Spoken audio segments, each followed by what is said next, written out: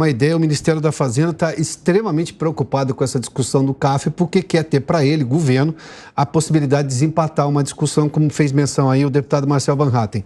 Deputado, vamos falar sobre a reforma tributária. Está assodada a discussão, porque a gente viu os governadores apontando problemas. O próprio governador Zema, do seu partido, fez menção em relação ao Fundo de Desenvolvimento Regional, que pelo projeto original não contempla estados do Sul e Sudeste. Ele diz que tem pobreza no país inteiro, é preciso que se discuta isso também. O próprio Tarcísio aqui em São Paulo fez outra menção de vários problemas de se perder a autonomia dos estados. Os prefeitos estão reclamando, setores de serviços estão reclamando que pode simplesmente alocar o imposto da indústria hoje para o setor de serviços, ou seja, não é redução, não é simplificação, é só realocação de carga tributária, e o governo parece que não tem risco nenhum nessa reforma tributária. Esse é um grande ponto que está sendo trazido nessa discussão e nós estamos preocupados. Primeiro, preocupado porque o tema da reforma tributária é fundamental. Quantas entrevistas eu já dei, inclusive, para você, dizendo que eu sou a favor de reforma tributária. É lógico que tem que ser a favor. A forma como hoje o sistema tributário funciona no Brasil é completamente nociva para quem empreende, para quem trabalha, para quem produz. O próprio governador Zema ontem disse numa reunião que participei, era uma reunião fechada, deputados e senador Eduardo Girão do Novo, né? Mas ele disse que quando ele antes estava no setor privado, muitas vezes 30%, 40% do tempo dele ele precisava dedicar para destrinchar o sistema tributário e não para atender o cliente, o consumidor, que é o grande objetivo de qualquer empresa. Então, em primeiro lugar, é evidente que é importante ter uma reforma tributária, e a base dela é muito boa. A PEC 45 ela é boa, transforma o sistema tributário, simplifica e faz um sistema que é utilizado, né, o do IVA, em mais de 80%, 90% dos países do mundo, nem sei precisar agora. De qualquer maneira, o que está acontecendo? O texto apresentado ele é muito problemático. Sob o ponto de vista federativo, ele está colocando uma concentração de poder nos estados do Norte e Nordeste, mais uma vez, né, que sempre saem ganhando em reformas tributárias, em detrimento dos estados do Sul e do Sudeste. Então, o tal do conselho para definir como vai ser a distribuição do bolo tributário no que compete aos estados, ele precisa ser melhor calibrado, não dá para ser desse jeito, né? A capacidade de arrecadação também ela precisa ser melhor definida. O Fundo de Desenvolvimento Regional dos estados, ele não pode excluir Sul e Sudeste, que também tem muitas posições de pobreza, né? O meu Rio Grande do Sul tem muitas áreas pobres, muitas favelas, inclusive, né, em cidades grandes, metropolitanas e etc.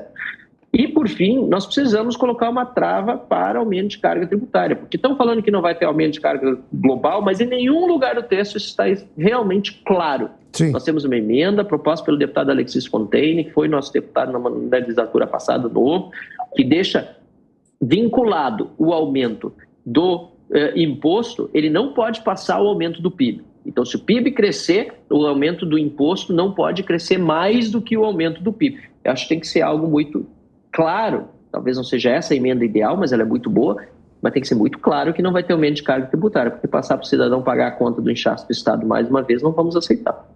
Deputado, eu sei que nós tínhamos combinado um tempo com o senhor, mas só uma rápida pergunta. É possível segurar isso? Porque a gente está vendo, por parte do presidente Arthur Lira, um desejo de fazer essa votação amanhã, inclusive. Ele quer colocar em discussão hoje para votar amanhã. Sim, ele disse que vai começar hoje, inclusive, já a discussão, né? E isso eu acho muito grave. É outro ponto que, aliás, eu nem abordei na resposta anterior, que bom que você me deu a oportunidade de dar uma segunda resposta sobre o tema, porque ainda mais problemático do que o texto é a forma como o texto está sendo proposto. Claro. Não tivemos comissão especial, que é onde a gente pode debater emendas, onde a gente pode realmente debater o texto. A comissão especial que tinha sido criada para a PEC 45 lá atrás, durante o mandato, imagina, do Rodrigo Maia. Ela foi extinta quando Arthur Lira assumiu a presidência da Câmara, uma espécie de vingança, inclusive, contra Aguinaldo Ribeiro, que era o relator. Depois eles se acertaram de novo, são do mesmo partido, inclusive, mas na época Aguinaldo Ribeiro tinha apoiado o Baleia Rossi, que é o autor da PEC, na disputa com Arthur Lira. Logo depois, é importante lembrar esse detalhe, esse fato, Arthur Lira decide extinguir a comissão especial, ou seja, ele demonstra que não tem interesse na discussão daquela reforma tributária, ou pelo menos o interesse de discussão da reforma tributária é menor do que o interesse de se vingar do seu colega de partido que apoiou Baleia Rossi. Passam-se 2 anos, os dois se acertam, Aguinaldo inclusive vota no Arthur Lira e apoia para a presidência da Câmara agora na sua reeleição, retoma-se o tema e agora com essa velocidade incrível aí, que sinceramente, além de não ter comissão especial, apresentar o texto semana passada para votar desse jeito hoje é para quê? É para criar uma cortina de fumaça sobre todos os escândalos que estão pairando em torno de Arthur Lira aí, Isso é uma pergunta muito séria que precisa ser feita, né? Infelizmente, nós estamos arrumando, nesse sentido, uma discussão assodada, e eu espero que não seja votada amanhã, que fique para o segundo semestre, de uma forma muito mais tranquila, porque o Brasil, repito, precisa de uma reforma tributária. O Zema mesmo disse a mesma coisa. Sim, claro. Mas do jeito que ela está aí, não vai ser boa. Deputado Marcel Van Hatten, muito obrigado por se juntar a nós aqui na Jovem Pan. Boa tarde ao senhor, hein? Sempre às ordens. Muito obrigado, boa tarde. Deputado